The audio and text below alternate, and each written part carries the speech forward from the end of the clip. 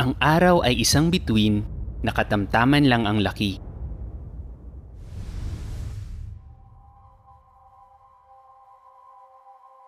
Pero ang enerhiya nito na nakakarating sa lupa ay mas malakas ng libo-libong beses kaysa sa pinagsama-samang enerhiya sa mundo.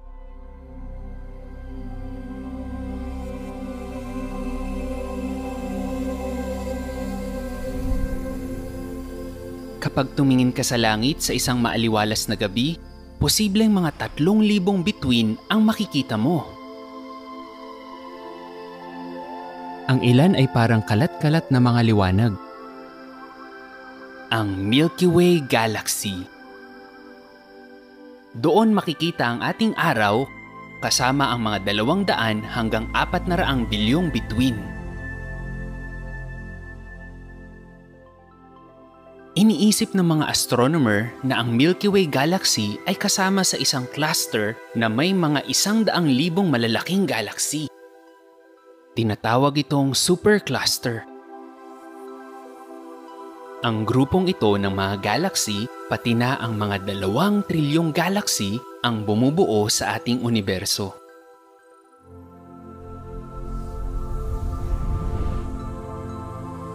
Napakahirap maintindihan kung gaano karami ang mga bituin, kung gaano sila kalayo sa isa't isa, at kung gaano karaming enerhiya ang inilalabas nila. Pero alam na alam ito ni Jehovah. Binibilang niya ang mga bituin. Tinatawag niya sa pangalan ang lahat ng ito. Ang Panginoon natin ay dakila at napakamakapangyarihan.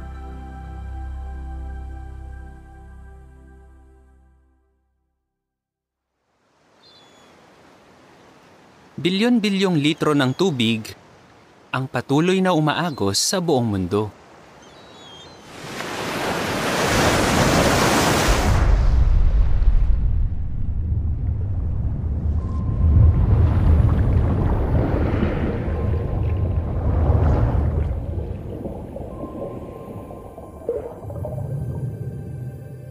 Ang tubig na malapit sa North at South Pole ay mas malamig, maalat at mabigat. Kaya napupunta ito sa ilalim at nagkakaroon doon ng agos. Halos 100 beses ang dami ng tubig sa agos na ito kaysa sa Amazon River. Kaya nagkakaroon ng malaking agos sa karagatan na pwedeng umabot ng 1,000 taon bago makaikot sa buong mundo.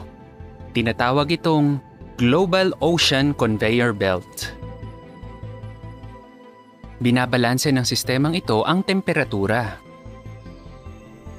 Nakakatulong ito para maging maayos ang klima.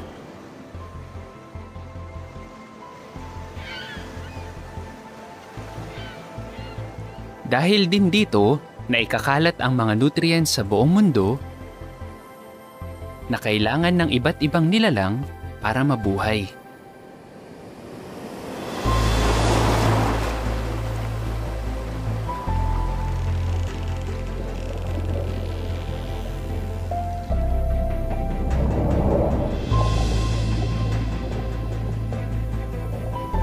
Si Jehovah ang gumawa ng prosesong ito, kaya siguradong naiintindihan niya ito.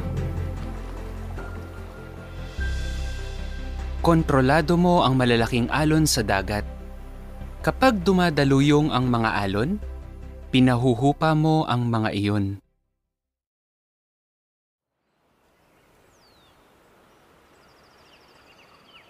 May mga puno na napakatibay at hindi kayang pabagsakin ng malalakas na hangin at ulan. Pero kapag namatay ang mga ito, kailangan ma-decompose o mabulok ang kahoy pati na ang mga dahon nito. Kung hindi, matatambak lang ito at masasayang ang mga nutrients nito. Pero paano ito nade-decompose? Karamihan sa mga hayop ay hindi kumakain ng tuyong kahoy at dahon. Pero kinakain nito ng mga fungus. Kaya nilang palambutin ang mga tissue ng mga namatay na halaman. Tapos binubutas ng mga beetle at anay ang kahoy, kaya nakakapasok ang mga fungus at mas lumalambot ang kahoy. Dahil dito, mas marami ng insekto ang kayang kumain nito. Yung mga bulate naman, para nilang inaararo yung lupa. Kaya mas naa-absorb ng lupa ang mga nutrients mula sa mga nabubulok na puno at nagagamit ito ng ibang mga halaman. Di man napapansin ng mga nilalang na ito, napakahalaga ng ginagawa nila sa kalikasan. Nire-recycle ng mga ito ang mga nutrients mula sa mga patay na halaman at hayop para muling mapakinabangan. Ginawa ni Jehovah ang prosesong ito para patuloy nating ma-enjoy ang napakagandang lupang ito magpakailanman. Magsaya ang mga parang at ang lahat ng naroon. Kasabay nito, ang mga puno sa kagubatan ay humiyaw sa kagalakan.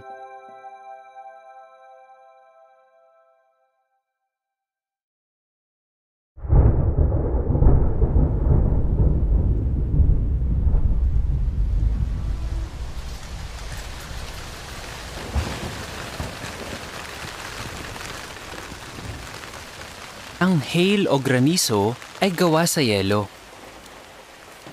Pero ibang-iba ito sa snow.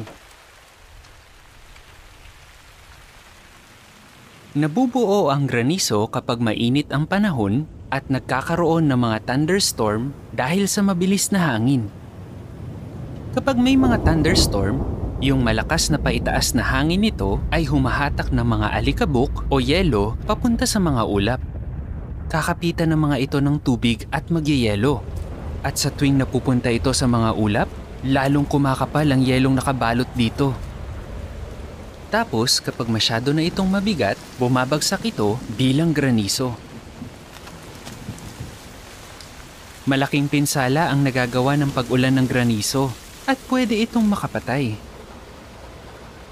Sa isang naiulat na pag-ulan ng granizo, may mga bumagsak na yelo na mahigit 1 kilo ang bigat. Ginamit ni Jehovah ang granizo para ipakita ang kapangyarihan niya at para ipagtanggol ang bayan niya gaya ng ika-7 salot sa Ehipto. At nung makipaglaban si Josue sa mga Amorita, nagpaulan si Jehovah ng malalaking tipak ng yelo at mas maraming Amorita ang namatay rito kaysa sa mga namatay sa labanan. Binabanggit din ng Biblia na sa hinaharap, kasama ang mga tipak ng yelo o granizo sa mga gagamitin ni Jehovah laban sa mga sumasalakay sa bayan niya. Nakita mo na ba ang mga imbakan ng granizo na inirereserba ko para sa araw ng labanan at digmaan?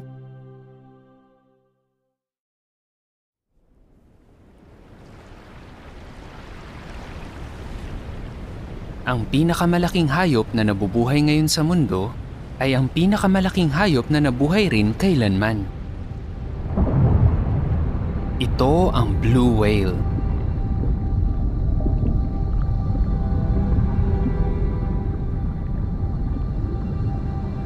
Ang blue whale ay lumalaki ng hanggang 30 metro ang haba at umaabot ng hanggang 180 tonelada ang bigat nito. Ang puso nga nito ay pwedeng tumimbang ng daan-daang kilo. Paano nakakahanap ng sapat na pagkain ang napakalaking balyenang ito? Ang blue whale ay lumalangoy ng napakalayo para makahanap ng maliliit na crustacean na tinatawag na krill. Kapag nakahanap ito ng malaking grupo ng mga krill, mabilis itong lalangoy papunta sa mga iyon at ibubuka ang bunganga nito. Kaya nitong lumulon ng daan-daang kilo ng krill sa isang lamunan lang. Kaya tone-toneladang krill ang nakakain nito kada araw. Malakas kumain ng mga blue whale. Pero pinapakain sila ni Jehovah.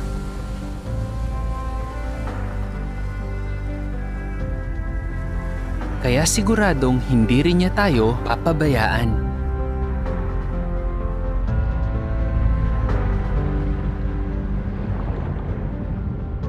Naroon ang dagat na napakalaki at napakalawak, punong-puno ng di mabilang na buhay na nilikha, maliliit at malalaki.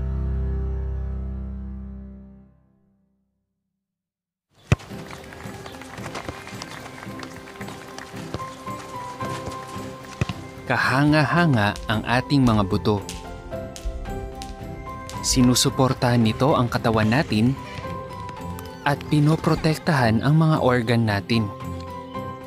Dito rin iniimbak ang halos lahat ng calcium sa katawan natin. At napakahalaga ng mineral na ito sa ating kalusugan. Hindi ganun kabigat ang mga buto. Pero napakatibay ng mga ito. Kapag tumalon ang isang track and field jumper at lumanding siya sa lupa, ang pressure na napupunta sa mga paa niya ay ilang beses na mas mabigat kaysa sa katawan niya. Pwedeng makompress at mabend ng bahagya ang mga buto. Pero minsan, nababali ito. Pwedeng gumaling ang nabaling buto. Dahil mamamaga ang palibot ng nabaling buto, magpapadala ang katawan ng mga cells na bubuo ng mga malambot na tissue sa gitna ng nabaling buto. Titigas ang mga tisyung ito. Unti-unti, ang matitigas na tisyung ito ay magiging buto hanggang sa tuluyan na itong gumaling.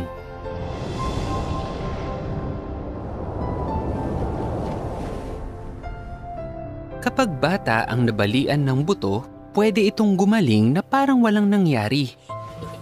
Dinisenyo ni Jehovah ang bawat buto sa ating katawan na may kakayahang pagalingin ang sarili nito.